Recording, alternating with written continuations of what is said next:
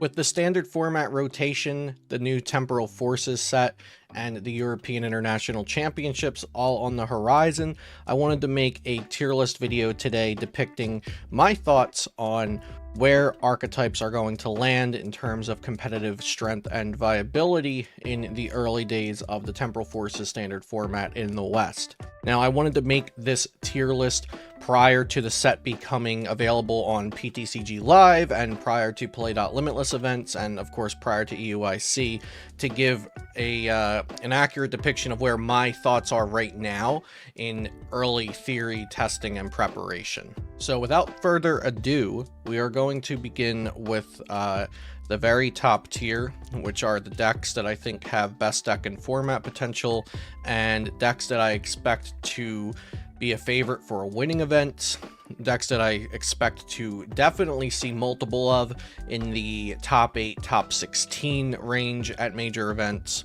and also decks that I think are going to shape the metagame.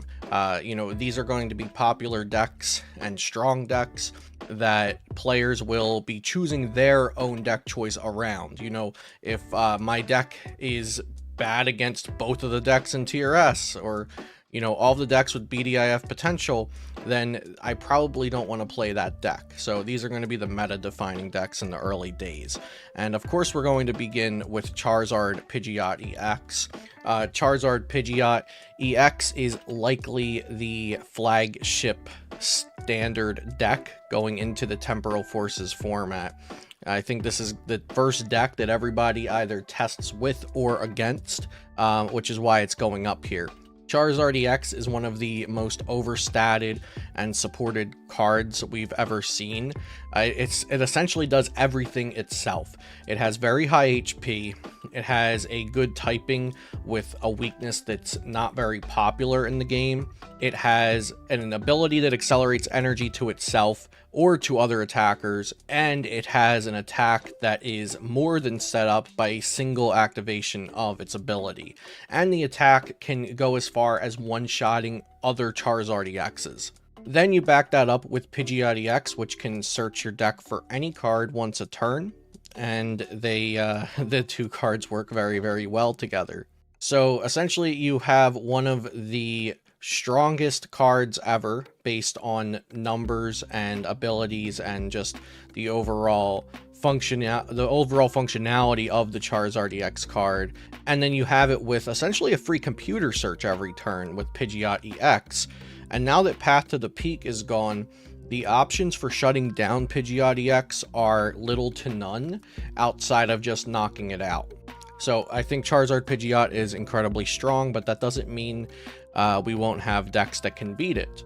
For example, something like Snorlax Stall or something like Arceus Alone Vulpix can completely shut out this deck if Charizard isn't teched for those matchups. So there are some very hard counters to the Charizard EX deck, but overall it's an incredibly powerful, high-functioning, consistent, and aggressive deck.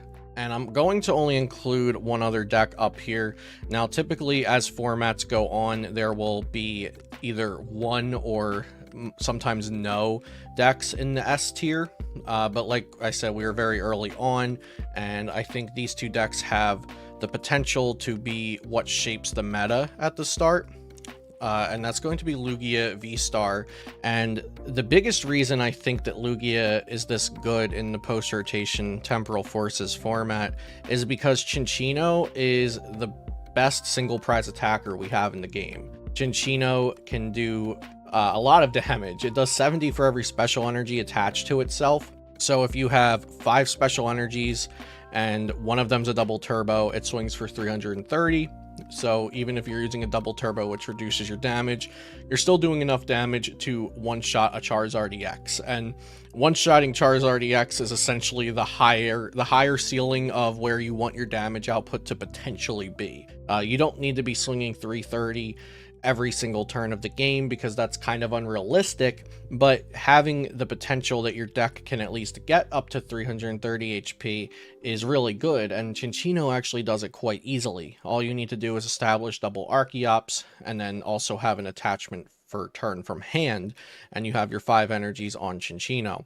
Against single prize decks, Lugia can deal with single prize decks pretty well, typically, alternating between Lugia V-Star, which has 280 HP and knocks out single prizers, or with Snorlax, which is pretty tanky for a single prizer itself. So Lugia, I think, covers a lot of bases. I think it has a pretty neutralized matchup spread, so to speak, something like Giratina had in the last format. Yeah, so I think Lugia is just a super solid, super safe pick for EUIC and for the early days of the format. There's not a lot that it auto loses to. From what I can tell, the Turbo Iron Hands deck should be a pretty poor matchup, but that's just one deck that might be, I don't know, 5-7% of the meta, maybe a little bit more depending on the hype that it gets in the days leading up. But yeah, so I think Lugia has very, very high potential for this format. Moving on to tier 1, these are going to be decks that are in contention for being in the top 5-ish archetypes. And let's start with Charizard Bibarel because, you know, overall, I think Charizard should just be listed as Charizard. And I do think that Charizard Pidgeot is just the better version. However, Charizard Bibarel is not that much worse, if any. It's very marginal and they do different things better. So Pidgeot EX allows you to be more aggressive and more consistently doing the same things on the turns that you want to do them, whereas Bibarel allows you to present a single prize board and allows you to use Radiant Charizard to potentially make the prize trade more awkward for your opponent, whereas with Charizard Pidgeot, you're going to have at least Charizard and Pidgeot on the board, in addition to maybe Lumineon and or Rotom V. Whereas with the Bibarel version, you're looking for like 3 Charmanders, 2 Bidoofs, a Squovit, maybe a Manaphy or Jirachi, depending on the matchup. You're trying to not have a lot of, or if any, 2 prizers that aren't a Charizard EX on your board. And depending on the matchup and the point in the game, Charizard EXs can be very hard to KO.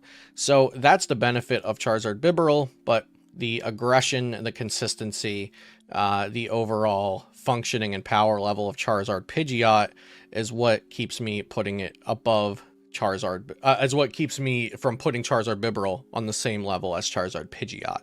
Next is Snorlax Stall, and I think Snorlax Stall, or maybe even a variant of Snorlax that's more control-y, has incredible potential in this format. It's a deck that I've been testing a lot. I think the Lugia matchup leaves a lot to be desired, especially if the Lugia deck is being played ideally. You know, they're not putting Lumineons down, or they're doing their best to not have Lumineon be a target for your ARCAs or your Mantine if you're playing that. Yeah, the Lugia matchup, if played very, very well, it can be a problem for Snorlax. It's not unwinnable, but it does a lot of times mean that the Snorlax player needs to get lucky somewhere along the line, like Lugia starting with a Lumineon, or Lugia having a Lumineon in their hand when you play ARCAs, or Lugia needing to discard the Lumineon for whatever reason because they don't want to get ARCAs, and then you play Mantine. So a lot of the Lugia matchup involves trying to trap a Lumineon. The thing about Snorlax is it has an incredible matchup against Charizard EX and any variant of Charizard EX. So that's a really good thing going for Snorlax. So it beats Charizard, and it's probably unfavored versus Lugia. There's definitely ways to go about it, maybe with Pidgeot EX and attackers like Luxray Reversal Energy, Radiant Charizard, something that can put pressure on the Lugia, or even something that's focusing on energy removal, like maybe Crushing Hammers plus Bouffalant that lost zones energies, Geocomo plus Bouffalant. So there are definitely ways to combat that matchup, but it also depends on, you know, do we need to combat that matchup as Snorlax? So Snorlax is really strong. Another thing is that the Lost Zone Giratina matchup is not as bad as it used to be, because Lost Zone Giratina is no longer playing 3 to 4 Path to the Peak. So now they have less stadium bumps for your Temple of Sinnoh, which means their jet energies will be working less reliably. Speaking of, we'll have Lost Zone Giratina up next.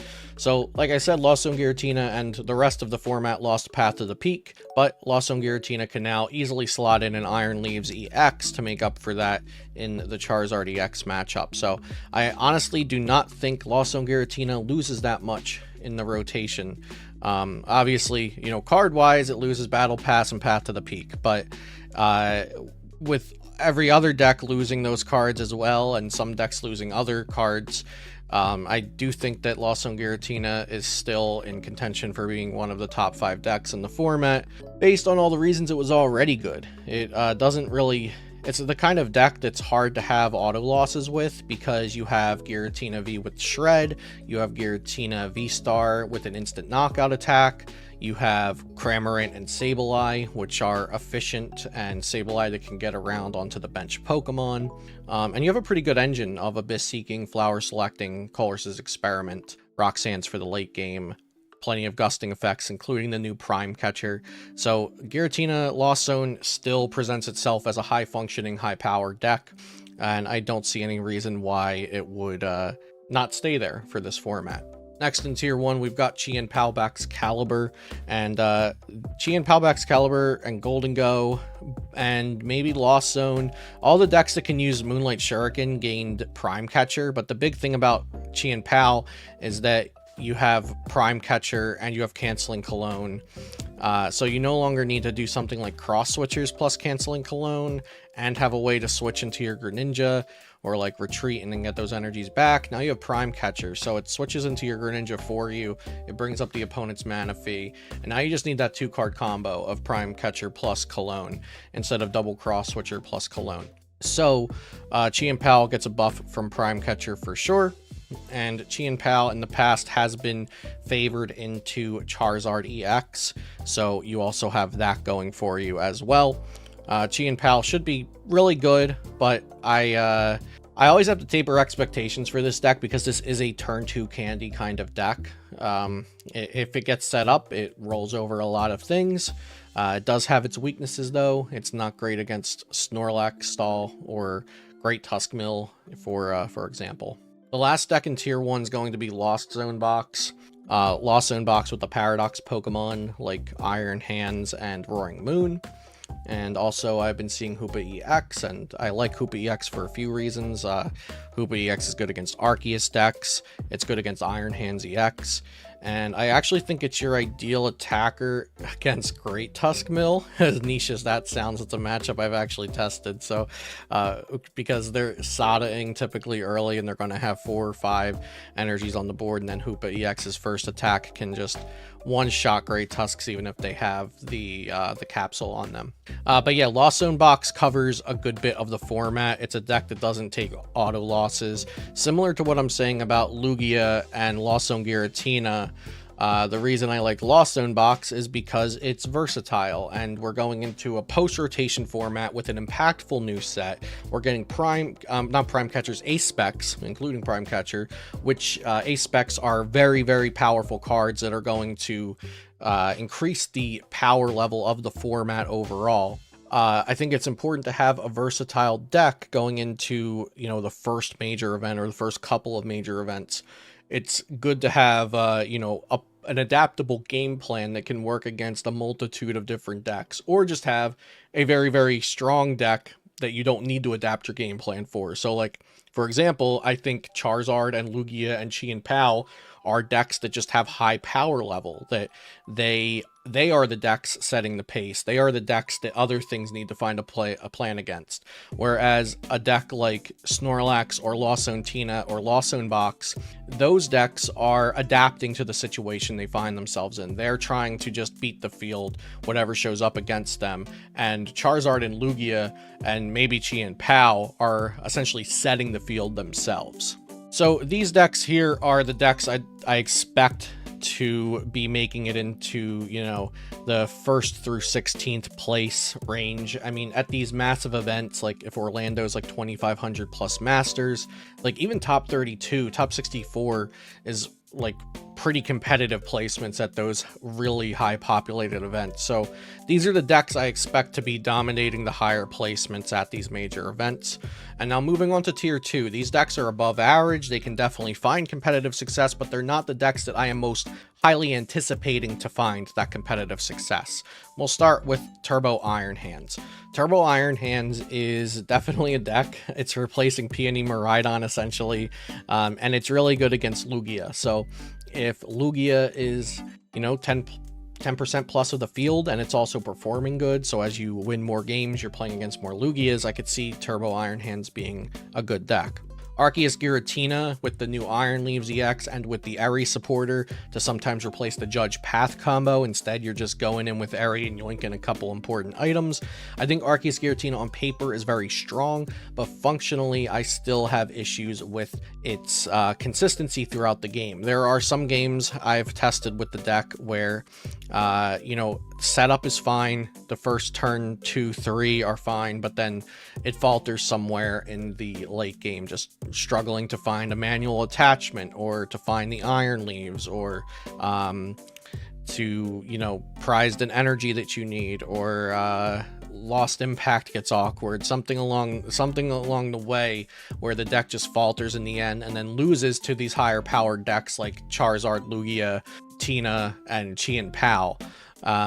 So yeah, Arctina, I think it has a lot of good tools. I think it's a solid deck, but for those reasons, I have it in tier 2. Next in tier 2, I have Great Tusk Mill. So I think Great Tusk Mill is strong for similar reasons that Snorlax Stall can be strong, except Great Tusk Mill has to find itself doing something most turns.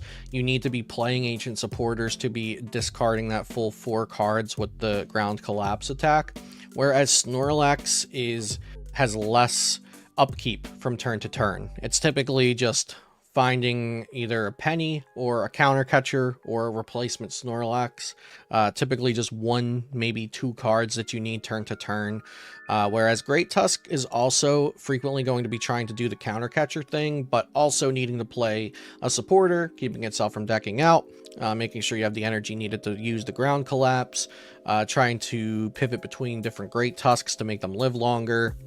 So yeah, Great Tusk, gonna need more upkeep turn to turn, going to run into consistency issues which Snorlax Stall typically won't run into. So that's why I have Great Tusk a tier below Snorlax Stall. I think it's a deck that can see success. We already saw it get top 16 at the Champions League. It can definitely close out games a little faster than most Snorlax lists can because it has that active milling, but that active milling comes at the price of needing upkeep turn to turn. A couple more decks for tier 2. We have Ancient Box with Baby Roaring Moon, Koraidon, Fluttermane, sometimes a Roaring Moon EX. This deck can be underwhelming. Again, like it's similar to the Great Tusk thing. So comparing Great Tusk Mill to Snorlax Stall, Great Tusk needs more upkeep turn to turn. I'd say that Ancient Box can be compared in that same way to Lost Zone Box, where Lost Zone Box has a better engine and has more versatility, and it even has lower or higher efficiency attackers, lower input attackers like Cramorant that needs 0 energy, Cramorant plus Crisis Punch, which can clean up at the end, Sableye, which just needs a single energy and can do a lot of good things in the late game for you. Whereas the Ancient Box deck doesn't have an engine, so to speak, the same way that Lost Zone has Flower Selecting, Radiant Greninja, Colress, can use multiple Flower Selectings a turn.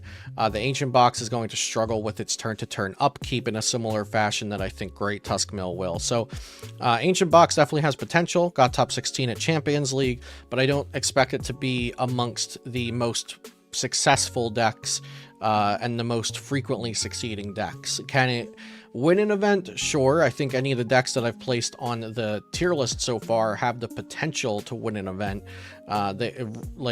You know, it's less probable, but it's certainly still possible. And my last deck for tier 2 is going to be Golden Go EX.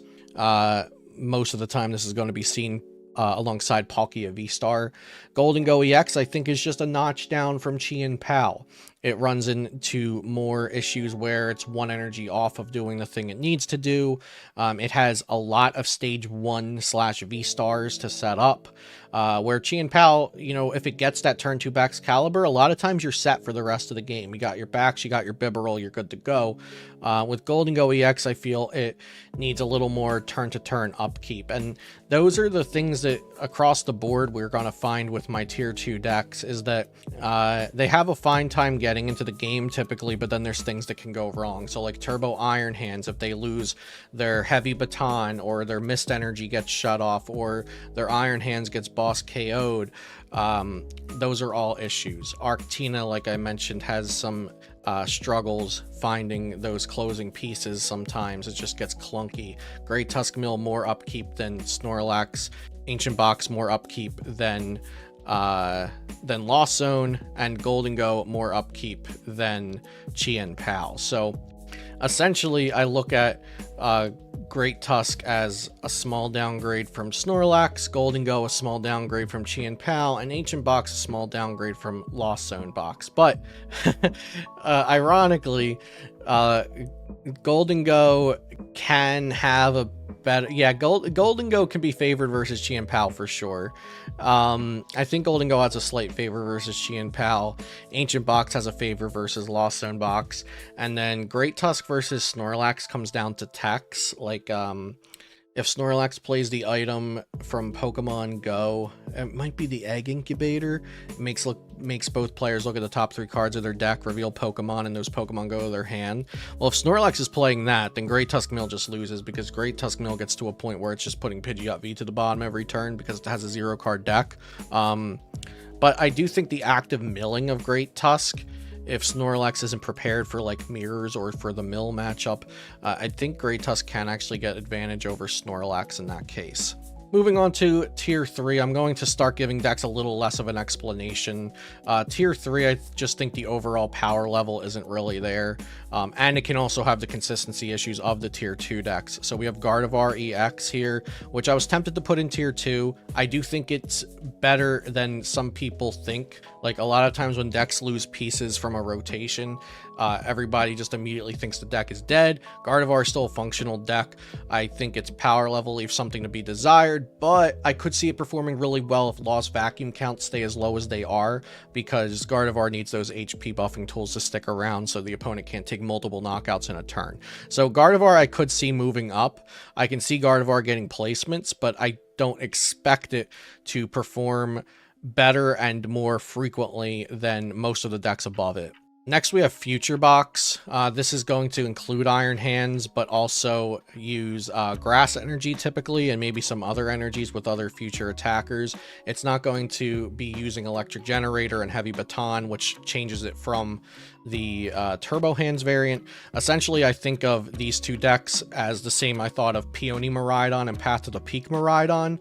Path to the Peak Miraidon has some of the same potential as Peony Miraidon, but Peony Miraidon did the same thing the same way every game, and that's why it was scary. So I think this is a downgrade from Future. I think Future Box is a downgrade from Turbo Iron Hands. Then we have Roaring Moon EX. This is going to be playing the baby Roaring Moon as well. I think this also just falls into the category of a solid deck that needs something more going on with it. Just the power level is not there for me personally, especially with things happening in the format like Mist Energy coming out. And so that shuts off Frenzied Gouging, which is, you know, one of the main draws of Roaring Moon. And also Roaring Moon lost Galarian Moltres V, which was a pretty big deal for the deck. And it also lost Battle VIP Pass, which this deck does not get replaced at all by Buddy Buddy Poffin. Then we have Miraidon EX. I don't think this deck is great. Like, I might even put Miraidon EX into tier 4, but I'd say it's an average deck. It falls into what I'm thinking of average. The power level's a little lower, the functionality is a little lower, and it has some either matchup or consistency issues.